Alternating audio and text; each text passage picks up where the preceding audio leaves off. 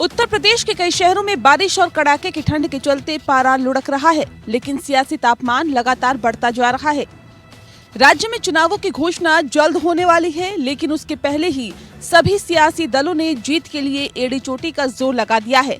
राष्ट्रीय स्वयंसेवक संघ यानी आरएसएस ने भी यूपी चुनावों में अपनी पूरी ताकत झोंकने का फैसला किया है। हैदराबाद में हो रही आरएसएस की 3 दिवसीय समन्वय बैठक के दूसरे दिन राजनीतिक सत्र के दौरान 5 राज्यों के विधानसभा चुनाव और खासकर यूपी चुनावों को लेकर गंभीर मंथन हुआ। इस दौरान संघ के कई अनुशंसिक संगठनों से फीडबैक लिए गए। बैठक में भारतीय किसान संघ, अखिल भारतीय विद्यार्थी परिषद, विश्व हिंदू परिषद सहित कुछ दूसरे अनुषंगिक संगठनों से चुनाव के संदर्भ में फीडबैक लिया गया। इस दौरान चुनौतियों और मुश्किलों पर भी चर्चा हुई। अनुषंगिक संगठनों से चुनौतियों से निपटने संबंधी राय भी ली गई। खास तौर से किसान संघ को कृषि कानूनों की वापसी के बाद किसानों के बीच पहुंचने का निर्देश दिया गया। बैठक में बीजेपी अध्यक्ष जेपी नड्डा और संगठन महासचिव बीएल संतोष भी मौजूद थे। संघ सूत्रों के मुताबिक बैठक में मुख्य रूप से यूपी विधानसभा चुनाव पर चर्चा हुई।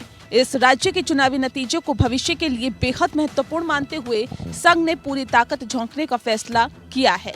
संघ ने इससे पहले 2014 और 2019 के लोकसभा चुनाव में करीब सारे अनुषंगिक संगठनों को चुनावी मोर्चे पर लगाया था, क्योंकि 2 साल बाद संघ की स्थापना का शताब्दी वर्ष है। तो ऐसे में संघ भारतीय राजनीति में बीजेपी के वर्तमान प्रभाव को पूरी मजबूती के साथ कायम रखना चाहता है। सूत्रों के मुताबिक इस महीने के तीसरे हफ्ते में संघ के विभिन्न अनुषंगिक संगठन उत्तर प्रदेश के चुनावी मोर्चे पर डट जाएंगे।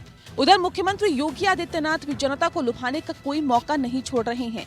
यूपी में चुनाव से पहले तमाम चुनावी वायदों की झड़ी लगती हुई दिखाई दे रही है। एक तरफ जहां आम आदमी पार्टी और समाजवादी पार्टी ने सरकार बनने पर यूपी में 300 यूनिट बिजली फ्री देने का वायदा किया है, तो वहीं बीजेपी ने भी बड़ा दांव खेला है। मुख्यमंत्री योगी आदित्यनाथ ने राज्य के किसानों के लिए बड़ा ऐलान किया है। उत्तर प्रदेश में किसानों के घरेलू बिजली बिल और ट्यूबवेल के बिजली बिल में 50% की छूट देने का ऐलान किया गया।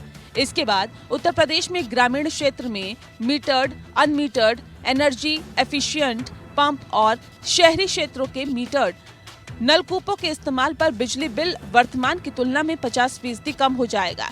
हाल ही में समाजवादी पार्टी के अध्यक्ष अखिलेश यादव ने अपने चुनावी वायदे में घरेलू बिजली उपभोक्ताओं को 300 यूनिट बिजली मुफ्त देने का वायदा किया था।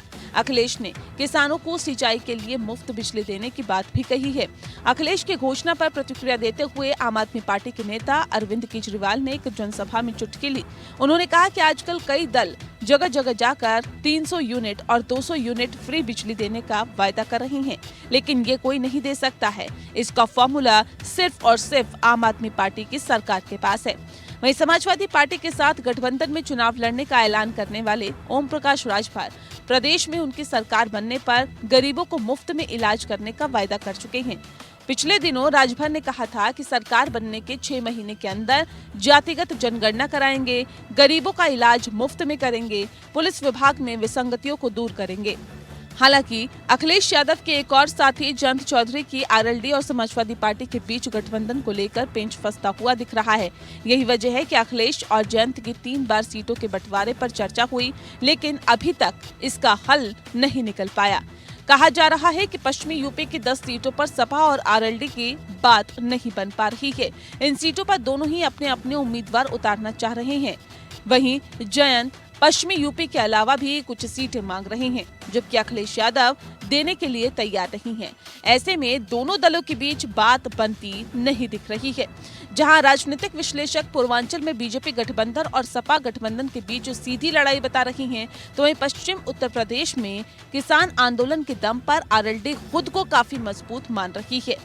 भारतीय किसान यूनियन के अध्यक्ष चौधरी नरेश टिकैत और आरएलडी अध्यक्ष जयंत चौधरी ने साथ में कई बार मंच साझा किया। ऐसे में माना जा रहा है कि अखिलेश और जयंत का गठबंधन पश्चिमी यूपी की राजनीतिक रूपरेखा तैयार करेगा।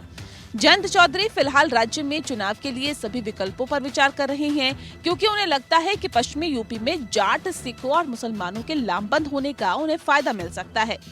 इसके जरिए आरएलडी अपना वजूद राज्य के पश्चिमी क्षेत्र में बचा सकती है।